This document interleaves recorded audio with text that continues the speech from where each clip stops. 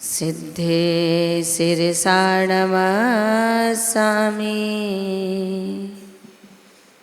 सिद्धेशिरसाणमस्सामि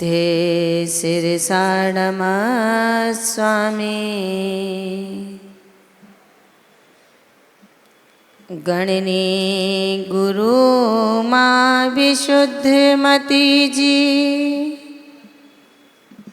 दर्श विशुद्धि भर दो मेरे आत्म प्रदेशों को माँ सिद्धालय धर दो बसवर भेदन कर सको अहिन सिलो प्रभु नाम तब चरणों में है गुरु माँ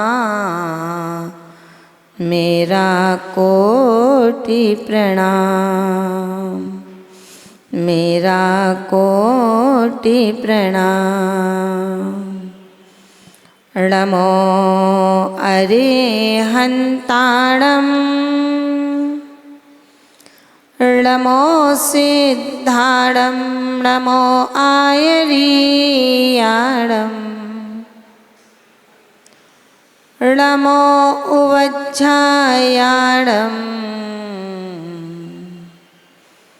नमो लोय सवसाहूणं नमो लोय सवसाहूणं जब बोलिए अनंतानंद सिद्ध परमेष्टि भगवान की परम आराध्य देवादेव तीर्थंकर श्री आदिनाथ भगवान की परम आराध्य मूलायक तीर्थंकर श्री पाशनाथ भगवान की शासन नायक तीर्थंकर श्री महावीर स्वामी की 24 तीर्थंकर भगवान की परम पूज्य गुरुदेव आचार्य श्री निर्मल सागर जी महाराज की 3 करोड़ महामुनि राज की परम पूज्य सिद्धांत रत्न भारत गौरव गणनी शिरोमणि आर्यका श्री विशुद्धमती माता जी की द्वादशांग में जिनवाणी माता की 10 लक्षण महाधर्म की उत्तम त्याग धर्म की श्रीमद जैना धर्म की परम पूज्य पंडित गणनी गुरु महेश विक्यमती माता जी की समस्त आरिका संघ की वंदामी माता जी। पूज्य माता जी के श्री चरणों में वंदामी निवेदित करती हूँ। मंचासीन स्नेही आरिका वृंद छुल्लिका वृंद एवं आदरणीय पंडित जी साहब आदरणीय भैया जी उपस्थित धर्म स्नेही भव्यात्माओं, प्रकरण आज त्याग का चल रहा है। कल तक किसका चला था? कल तप को समझा था। मित्रों, जिसने तप को समझ लिया वो सहसा त्याग की ओर बढ़ जाता है। जिसने तप को ही ना समझा वो त्याग नहीं कर सकता। आज त्याग का दिन है, आज दान का दिन है। किसको दान करोगे? त्याग करना है या दान करना है? सोचना पड़ेगा। त्याग और दान 2 चीज़ें हैं। अभी माता जी ने बहुत कुछ बताया अपने व्याख्यान के दौरान, समझे होंगे आप लोग कि त्याग और दान 2 चीज़ें हैं ना। तो आपको त्याग करना है या दान करना है? श्रावक के अधिकार में क्या है? दान है या त्याग है? विचार करना मित्रों। आप दान तीर्थ प्रवर्तक बन सकते हो। जैसा कभी राजा श्रेयांश को ये पट चक्रवर्ती भरत ने दिया था कि आप दान तीर्थ हैं। और धर्म तीर्थ कौन बने थे याद है क्या? कौन बने थे? धर्म तीर्थ कौन बने थे? देखिए, ये भी नहीं पता अपने को। ये हमारी धरोहर है, ये हमारा इतिहास है। इन 10 धर्मों को हम कर रहे हैं। मुझे ये नहीं पता मेरी तिजोरी में क्या क्या है। जिस तिजोरी को संभाल करके रखा है, उसकी चाबी तुमसे एक क्षण को अलग नहीं होती है। ये कहीं पोता कुछ निकाल ना ले। ध्यान रखना मित्रों। दान किया था किसको? त्यागी को। दान किया था त्यागी को। त्यागी ने दान ग्रहण करके धर्म तीर्थ का प्रवर्तन किया और गृहस्थ ने दान करके दान तीर्थ के प्रवर्तक बने। गृहस्थों के हिस्से में, श्रावक के हिस्से में दान है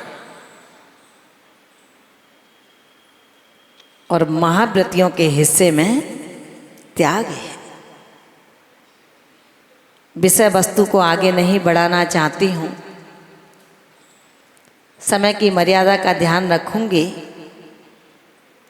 फिर भी चूंकि पर्वराज पर्युषण 10 लक्षण महापर्व चल रहे हैं, ये धर्म के वो आयतन हैं जो हमें हमारा रूपक प्रदान करते हैं। ये धर्म के वो आयतन हैं जो हमें हमारा रूपक देते हैं, रूप से स्वरूप देते हैं। स्वरूप की व्याख्या अभी नहीं करना चाहूँगी, आ रहा है कल स्वरूप का दिन, जब चर्चा करेंगे आपसे। केवल आज के इस धर्म के दौरान जिन धर्मों को हम नित्य प्रति सुनते हैं, धर्मों के इन 10 दिनों में अपना अलग उत्साह रखते हैं, उस धर्मों की तरतमता में केवल इतना समझना है कि त्यागी को सर्वोपरि बनाता है। दान दानी को सर्वोत्कृष्ट पद दिला देता है। अभी कहा था कि अगर 10 गुना दिया है तो 100 गुना मिलेगा, 100 गुना दिया है तो 1000 गुना मिलेगा। लेकिन मित्रों, कभी लेने की इच्छा से दान मत देना। दान को बजा बजा करके मत देना, छपा छपा करके मत देना। दान का मन बनाओ। आज त्याग का दिन है तो मैं आपको यही कहना चाहूँगी, प्रकरण है इत्तेफाक, कोई मन में नहीं था। प्रकरण है दान का। दान दो। किसका दान दोगे? किसका दान दोगे? बोलिए। मौन बैठने की दुकान है, वहाँ मौन बैठना, ग्राहक आए और पूछे सेठ जी इसका दाम क्या है, तो मौन बैठना। सच्चे अर्थों में तो सम्यक दृष्टि वही है कि भैया ले जा जो ले जाना है और जो देना है मेरी गुल्लक में डाल जा। सच्चा ज्ञानी तो वही है, वो ज्ञानी नहीं है जो सौदा करता है, भैया मेरे घर में ही 30 की पड़ रही है, तुझे 35 की कैसे दे दूं। वो सम्यक दृष्टि नहीं है। मित्रों, कहावत है दाता सर्वोच्च है। आप 10-10 उपवास बहुत से लोग कर रहे हैं। यहाँ पर हमारे शिवरात्रियों में भी 5-6 की संख्या है जो 10-10 उपवास कर रहे हैं। उपवास करने वाला तपस्वी हो सकता है, लेकिन तपस्या का धारी महाव्रती होता है, वो त्याग करता है। क्यों? क्योंकि आपने 10 दिन के उपवासों को ग्रहण किया है, आपने 10 दिन के लिए अपनी वस्तुओं का त्याग किया है। लेकिन महाव्रती ने आज जन्म के लिए उसका त्याग कर दिया है, इसलिए त्यागी महाव्रती होते हैं। त्यागी मोक्ष मार्ग पर चलने वाले मुनिराज हुआ करते हैं। श्रावक सिर्फ दानी होता है। आपने जो त्याग किया है वो नियम पूर्वक त्याग है। मुनिराजों का त्याग यम पूर्वक त्याग है।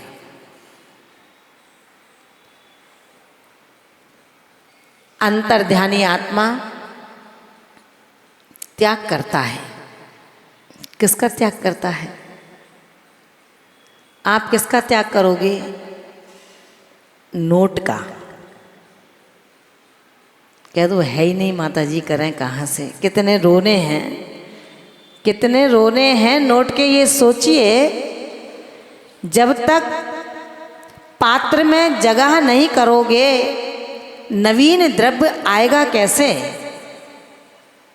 इतना ही बनना चाहते हो क्या कि जो खा रहा हो, जो कमा रहा हो, रोज दुकान पर जाते हो? कितनी बड़ी दुकान है आपकी, कितना ग्राहक आता होगा? एक दिन के अंदर 10, 20, 50, 100 ग्राहक आएंगे और 100 ग्राहक आपकी 100,000 की कमाई करवा जाएंगे। इससे ज़्यादा तो नहीं है ना? लेकिन जो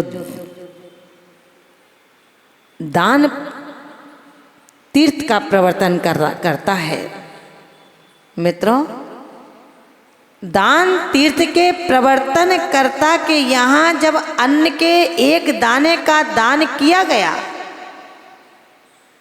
पंचाश्चर्य वृष्टि सुरलोक से हो जाती है। चूंकि आपके दान में दर्शन है, प्रदर्शन है, उनके दान में दर्शन प्रदर्शन नहीं है। मन के अंदर हलचल है कि मेरे अतिथि मेरे नगर में आए हैं, क्या उनको मैं अपने कर्तव्य से युक्त नहीं करूँगा? दानम पूजा मुखम सावे धम्मो न साविया तेण बिना। आचार्य कुंद कुंद भगवंत कह रहे हैं कि रे श्रावक, अपने कर्तव्यों से वाकिफ हो जा। अगर आज भी ना समझ पाया मेरे कर्तव्य क्या हैं, तो त्रियंच की पर्याय में समझेगा तो वो समझदारी नहीं कहलाएगी। जैसे मारीच के जीव ने नहीं समझा कि बाबा आदिनाथ क्या कहना चाहते हैं, और वही जीव जब शेर की पर्याय में आया तो युगल मुनिराजों के संबोधन को सहजता से समझ लेता है और अपनी उस त्रियंच पर्याय संबंधी वस्तु व्यवस्था का त्याग कर देता है। मित्रों, विचार करना, आपके मन में ये बात है और आपके ही नहीं, हर मोक्ष मार्गी के मन में ये बात आती है कि शुद्धता का आहार यदि ग्रहण करना है तो वो स्वयं के हाथों से होता है। मुझे लगता है कि पंडित हम ही तो नहीं है, तीर्थंकर से बड़ा पंडित कोई नहीं हो सकता, जो जीवन में भी पंडित का आचरण करते करते करते करते अंत में भी पंडित मरण से अपने जीवन का श्रृंगार कर जाता है। मित्रों, त्याग का जब दिन है तो हम त्याग करना सीखें। गुरुओं का सानिध्य आपके द्रव्य की परीक्षा का समय आ गया है, इसलिए प्राप्त होता है। आपके द्रव्य में न्याय, नीति, समर्पण, सत्यार्थ की यदि गंध आ रही होगी तो वो ही द्रव्य उस ही रूप में काम आएगा। उस ग्वालिन की तरह नहीं, जो ग्वाला दूध काढ़ता था भैंस के थनों से, अपने पात्रों को भरता था, चला जाता था नदी के किनारे। उस नदी से उसमें जितना दूध है उतना ही पानी डाल देता था। करोड़पति बन गया दूध को बेच बेच करके।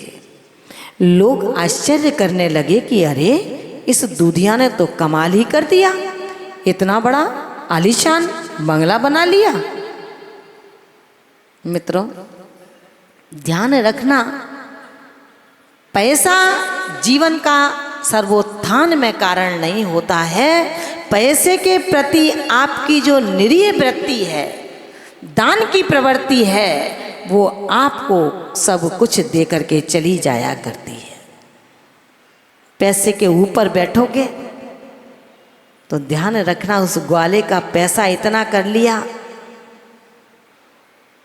जब बीमार पड़ता है पैसा पानी की तरह बह जाता है, उसे कोई सही नहीं कर पाता है, चला जाता है। परिवार वाले कहते हैं कि मानता नहीं था, पानी भरता था उस दूध के अंदर, उसी नदी में डूब करके मर गया, पानी का पैसा पानी में चला गया। जैसा कमाओगे मित्रों वैसा ही निकल जाएगा। ब्याज की खाओगे तो ध्यान रखना, पाप मूल से कभी नहीं चुका पाओगे। मूल से पाप चुकाना है तो त्याग करना पड़ेगा।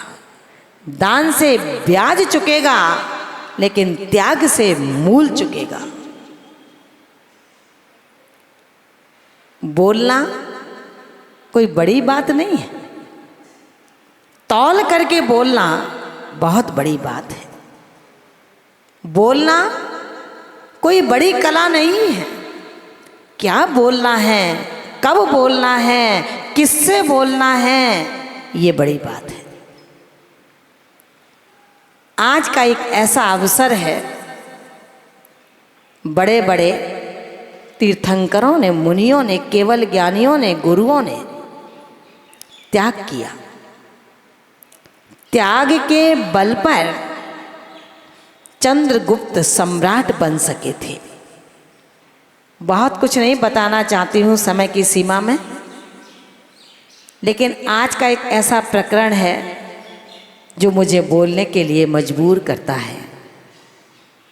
चंद्रगुप्त मौर्य राजा थे जैन। कैसे बने पता है क्या? लकड़हारे थे, लकड़ी काटते थे। पिछली पर्याय में, चंद्रगुप्त मौर्य की पहली पर्याय में लकड़ी काटते थे जंगल में।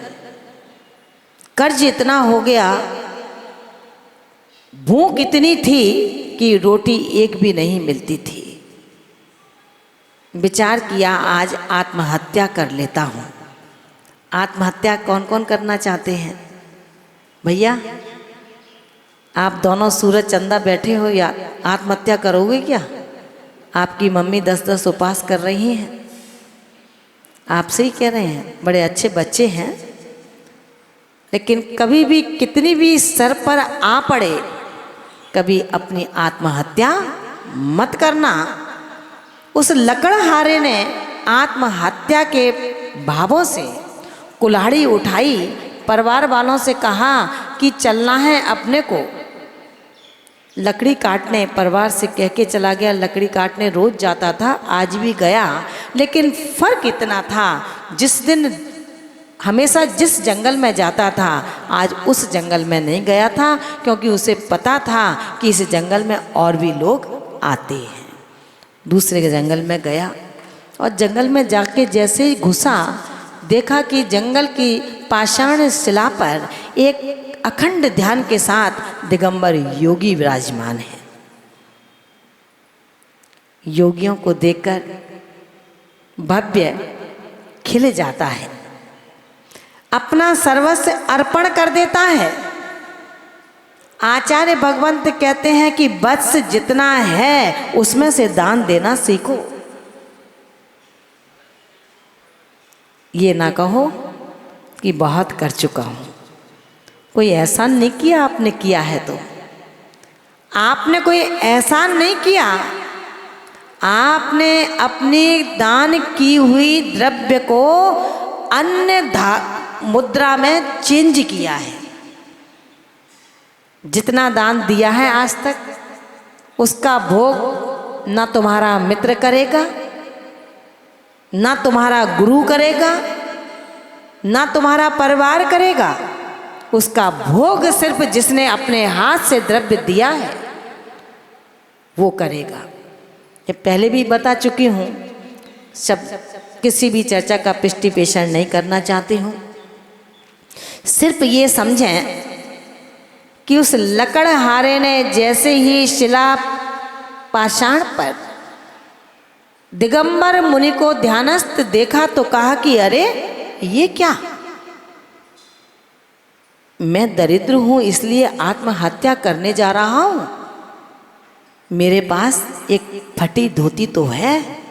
ओहो, इसके पास तो एक फटी धोती भी नहीं है, निर्वस्त्र जंगल में बैठा है। मैं आत्महत्या नहीं करूंगा। इसका मतलब ये हुआ मुझसे भी गरीब लोग इस दुनिया में रहते हैं। मित्रों, कहाँ है कि अपने से ऊंचे वाले को देखोगे तुम्हारे अंदर एक नई ऊर्जा का संचार होगा। गिरे हुए को मत देखो। जब हम कहें भैया त्यागी बनो, वैरागी बनो, तो क्या कहते हो? अरे माता जी बहुत देख लिया, साधुओं को खूब देख लिया हमने, लड़ते रहते हैं, भ्रष्ट हो जाते हैं, ऐसा होता है। अरे भैया भ्रष्ट हो जाते हैं तो तुम भ्रष्ट मत हो ना। वो लड़ते हैं तुम मत लड़ना। वो पैसा रखते हैं तुम पैसा मत रखना। कुछ नया इतिहास करके तो दिखाओ। सिर्फ कहना कहना तुम्हारे जीवन का सर्वोत्थान का कारण नहीं होगा। भगवान आदिनाथ के समय में भी 4000 राजाओं ने दीक्षा ली थी। भगवान आदिनाथ बाहर से भीतर मुड़ गए और 4000 राजा परेशान हो गए। तो क्या आदिनाथ घर पर लौट आए थे? फिर क्या हुआ? जब उनको केवल ज्ञान हो गया तो वो 4000 राजा उनके चरणों में आकर के पुनः दीक्षा को ग्रहण कर लेते हैं। तरीका सीखिए। मोक्ष मार्ग इतना सस्ता भी नहीं है जो बतासे की तरह पचा जाओ, और इतना कठोर भी नहीं है कि चने की तरह, लोहे के चने की तरह तुम्हारे दांतों को तोड़ दे। लेकिन मन बनाओ, दूसरे को मत देखो कि दूसरा कैसा है, मैं कैसा हूं, इस पर ध्यान दो। तुम्हें अच्छा नहीं लगता कि साधु मोबाइल करे तो साधु से वीडियो कॉलिंग भी मत कराओ। फिर उसके फोटो खींच करके आप वायरल करते हो कि देखिए मोबाइल नहीं करना चाहिए, ये उपदेश देते हैं और ये मोबाइल से बात कर रहे हैं। मित्रों, कौन करता है ये सब कुछ? आप ही तो करते हो।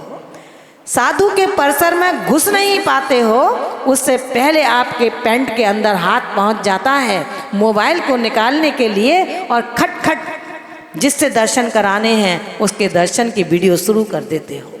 और फिर आप ही कहते हो कि ऐसे साधु मुझे नहीं बनना है। भैया सब चीज़ का त्याग कर दो ना। साधु तुम्हें पंचम काल में मिल रहे हैं, इसलिए इतराओ मत, उनका कद्र करो, उनसे लाभ उठाओ। मेरे अंदर कोई कमी है तो सच्चा सम्यक दृष्टि वो है जो मुझे एकांत में आकर के बताए कि माता जी ये कमी है, आप इसको सुधारिए। सम्यक दृष्टि वो नहीं कि अपने श्रद्धान को ही तोड़ दे कि मैं कभी माता जी नहीं बनूंगी, मैं कभी महाराज नहीं बनूंगा। ऐसा नहीं है मित्रों, आपको महाराज माता जी बनना पड़ेगा। क्योंकि भगवान महावीर ने कहा है ज्ञानी आत्मा इस सृष्टि पर चतुर्विध संग के साथ अंतिम समय तक मौजूद रहेगा। उनकी वाणी मिथ्या नहीं हो सकती है। आप सबकी वाणी, मेरी वाणी मिथ्या हो सकती है। ध्यान रखना मित्रों। इसलिए आज त्याग का दिन है। उस लकड़हारे ने देखा कि ये मुनराज ऐसे बैठे हैं। दूसरे दिन मुनराज उठकर ध्यान से उठते हैं, आहार के लिए नगरी में जाते हैं। वो भी उनके पीछे पीछे लग जाता है। गृहस्थों ने, श्रावकों ने चौका लगाया, नवदा भक्ति से पड़गाहन किया। मुनराज का आहार हो जाता है। मुनराज जंगल में चले जाते हैं और अपने ध्यान में बैठ जाते हैं। वो लकड़हारा भी श्रावकों ने समझा महाराज के साथ रहता होगा, उन्होंने उसको भोजन करा दिया। और भोजन तो भोजन है, मुनराज का बचा भोजन अमृत है, अमृत तुल्य है। भोजन करके वो तृप्त हो गया। बोली ये काम तो बढ़िया है, मैं तो रोज महाराज के पीछे पीछे जाऊंगा और अपना पेट आराम से भरूंगा। अब मैं आत्महत्या नहीं करूंगा। फिर क्या होता है? क्या होता है फिर?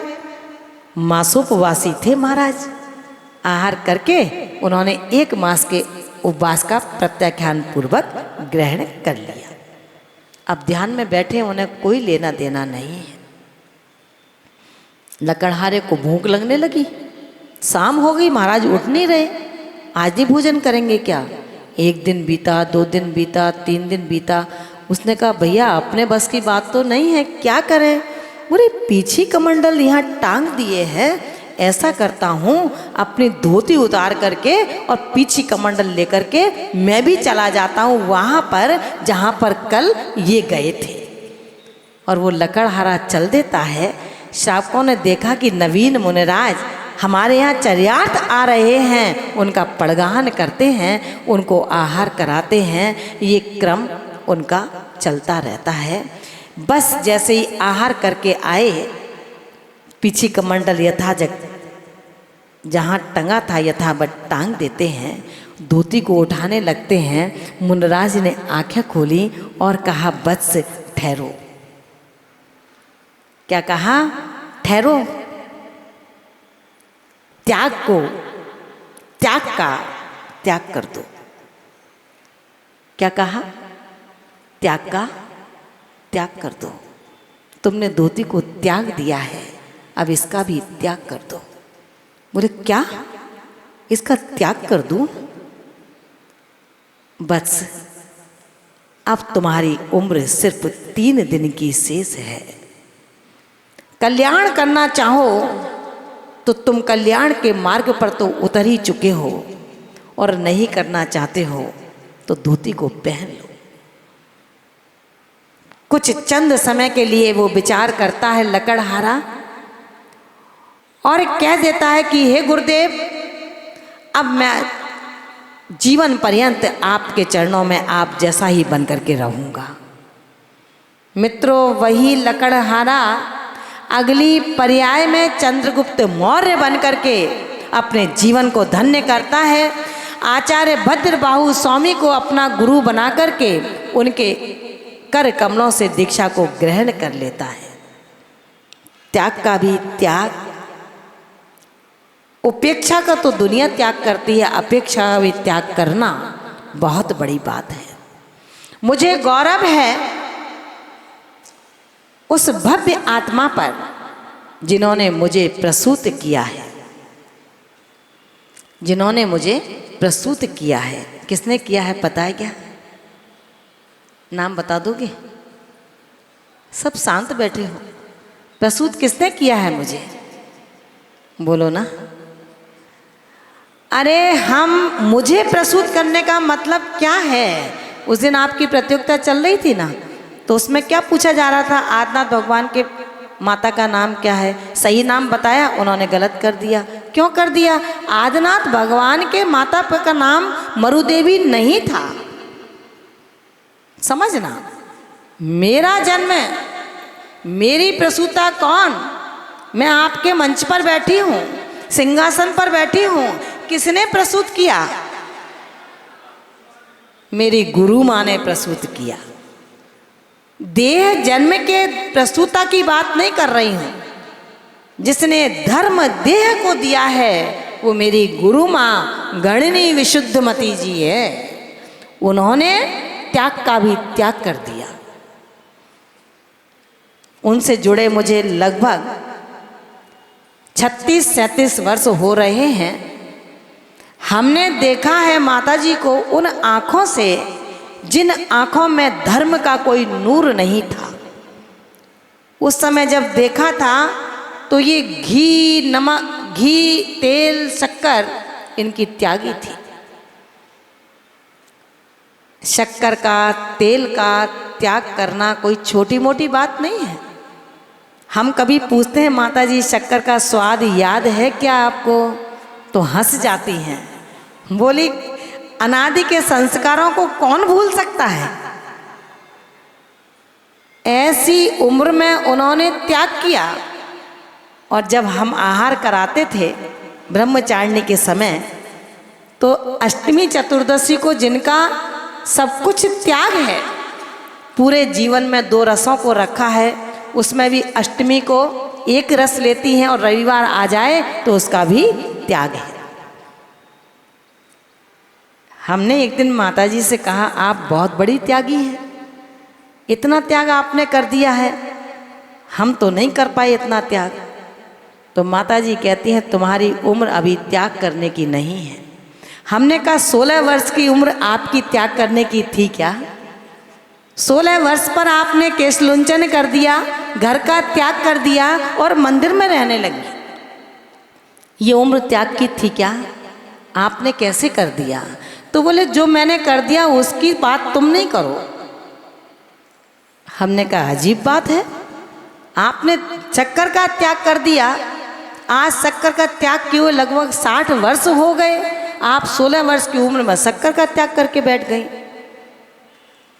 मित्रों जो त्याग किया सो किया, लेकिन अब तो अपने पद का भी त्याग कर दिया।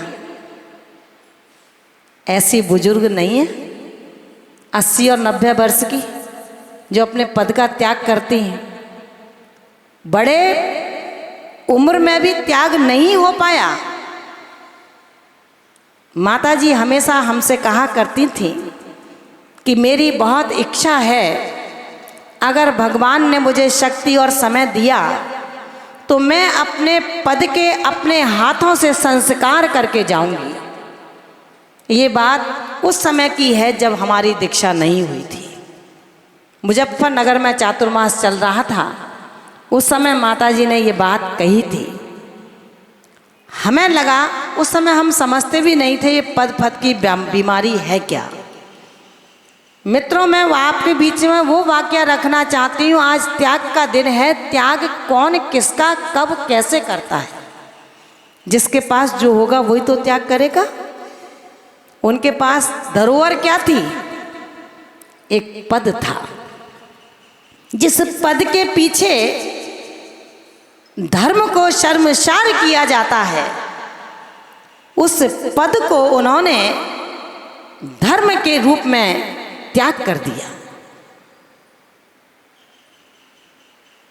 मन की जो थी वो पूरी कर ली। हमने कहा माताजी पद पर बैठी हो आप इतनी पुरानी दीक्षित हो, दीक्षा के 3 वर्ष बाद आपके गुरु से आपको गणनी पद के संस्कार के साथ पद दिया गया और आप उसका त्याग करना चाहती हो। अरे रसादी का त्याग किया तो अच्छा था, कर दिया कोई बात नहीं, अब ताज का तो त्याग मत करो। पूज्य माता जी ने आज से 5 वर्ष पहले यानी कि 2021 में 20 नवंबर को अपने पद का त्याग भी कर दिया। हमने बहुत निवेदन किया कि ये त्याग करना अभी ठीक नहीं है, क्या आप बिना पद के रहोगी? उस समय मंच पर अभिषेक जी जैन दमोह के जो भैया जी हैं विद्वान हैं, गृहस्थ हैं, और आशीष जी पुण्यांश मौजूद थे। उन्होंने मुझसे कहा था कि माता जी ये दृश्य बहुत ही गमगीन होगा कि जब पूज्य माता जी अपना सिंहासन खाली करके आपके लिए प्रदान करेंगी। मैंने उसका जवाब उनको कुछ नहीं दिया, क्योंकि जब माता जी ने मुझसे कहा कि बेटा आप तुम मेरे पद के योग्य हो, मेरा पद ग्रहण कर लो, हमने कहा माता जी ये संभव नहीं हो सकता, हम आपका पद लेकर के नहीं रह सकते, इसमें आप हमसे कुछ भी कहें हम जिद करेंगे। 4 महीने गुजारे। अब दिन ऐसा आया, गुरु पूर्णिमा वाले दिन पूज्य माता जी मंच से उद्बोधन करके आईं और आते ही निवृत्ति के साथ उन्होंने मुझसे कहा कि मैं लेटना चाहती हूँ, अब पब्लिक को आप खाली कर दो जगह और मैं विश्राम करूँगी। बस विश्राम के लिए लेटी हैं, उसके बाद उठी नहीं, करवट भी नहीं बदली। मन में कुछ शंका हुई, शरीर देखा तो तप रहा था, बुखार पहली बार 1.5 था, 5 मिनट बाद वही बुखार 2.5 था और बढ़ते बढ़ते 6.5 बुखार हो गया। सब अष्टांग का विधान चल रहा था। अभिषेक जी जो दमोह वाले भैया जी हैं, उनके सानिध्य में हमने ये खबर समाज में भेजी कि माता जी का स्वास्थ्य ठीक नहीं है और बेहोश थी। 13.5 घंटे बाद उनको होश आया। उस समय डॉक्टर ने कहा माता जी आपके सामने बहुत बड़ा ट्रेजेडी का समय आने वाला है। समय केवल 3 घंटे है। आप सोच सकते हो 3 घंटे में कोई अपने गुरु की बात सुने तो उसे कैसा लगेगा। हमने कहा डॉक्टर साहब आप यहाँ से चले जाएं, उसमें आपकी भलाई है, आप जाइए यहाँ से और किसी से मत कहना ये बात कि मेरी गुरु माँ 3 घंटे की मेहमान है। आप जाइए। डॉक्टर साहब चले जाते हैं। हमने हमारे जीवन का पहला वो समय था जिसे हमें अकेले सामने फेस करना था। हमने इन माताजी से कहा आप मंत्र का जाप करिए, और मैंने माताजी के सिर पर गीली पट्टी रखी थी पानी की। ये सिलसिला लगातार 12 घंटे तक चला था। 12 घंटे तक हमने पट्टी रखी माताजी की। हमें खुद को जुकाम हो गया। उसके बाद जब माताजी की आंख खुली 4:30 और 4:45 बजे तो माताजी बोली तुमने इतने लोगों को इकट्ठा क्यों किया है। हमने उनको सारा वाकया बताया। फिर वही लड़ाइयाँ जो मैं आचार्यों के प्रकरण में देखती आ रही हूँ। मैं नहीं चाहती हूँ धर्म का वर्णवाद मेरे संग से कभी हो। बस तुम तैयार हो जाओ। हमने कहा नहीं माताजी ऐसा नहीं हो सकता, आप सही हो जाओगी, बिल्कुल स्वस्थ रहेंगी। 4 महीने तक बात तो खींचते रहे, लेकिन न जाने स्वास्थ्य सही नहीं हुआ, स्थिति बिगड़ती चली गई। 4 महीने बाद पूरी समाज को माताजी ने इकट्ठा कर लिया और भी इनके जो भक्त थे बाहर से सबको बुला लिया। उनसे पूछा कि स्थिति ये है, समाज भी देखती थी, उठ नहीं पाती हैं, बैठ नहीं पाती हैं। उन्होंने भी कहा कि माताजी कोई बात नहीं है। अब प्रश्न उठता है, हमने कहा माताजी से हम अकेले में चर्चा करेंगे अपनी। तो हमने माताजी से कहा माताजी भैया जी कह रहे हैं कि सिंहासन पर बैठना है, क्या मैं आपके सिंहासन पर बैठ सकती हूँ। आप खुद सोचिए, जिस अंकुर को जिसने खुद ने पल्लवित किया हो वो मेरे चरणों में बैठेगा क्या। ये कभी संभव नहीं हो सकता है। हमने माताजी से निवेदन किया, आपके आंखों में पानी देख करके मैं आज इस बात को स्वीकार कर रही हूँ, लेकिन आपका सिंहासन सदैव आपके लिए रहेगा। वो सिंहासन कभी आपके शिष्यों के लिए नहीं हो सकता है। मित्रों, वो हैं गणनी माँ विशुद्धमती माताजी जो आज आपके सामने बैठी हैं। मैं क्या कहूँ उन दिनों के लिए।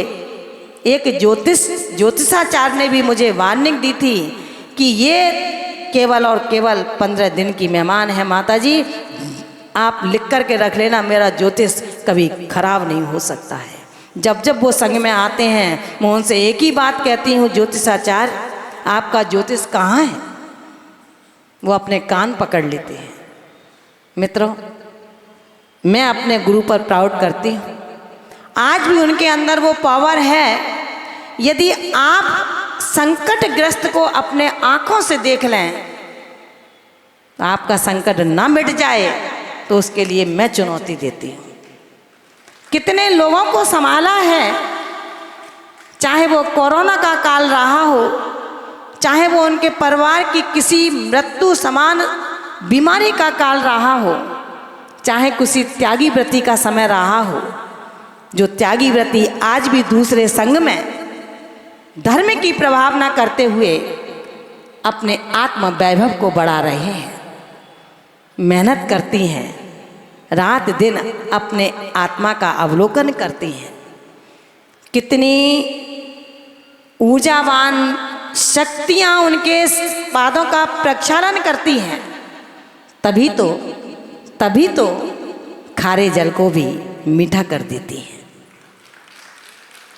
बहुत दूर नहीं जाऊंगी, यही बाजू में आपके टोंक इतना खारा पानी की प्रतिमा पर सफ़ेद सफ़ेद जमता था। आज जाके देखो उस पानी को। आचार्य भगवंतों का जहाँ चातुर्मास चल रहा है और पानी सदैव उपयोग में 2015 से आज तक आ रहा है।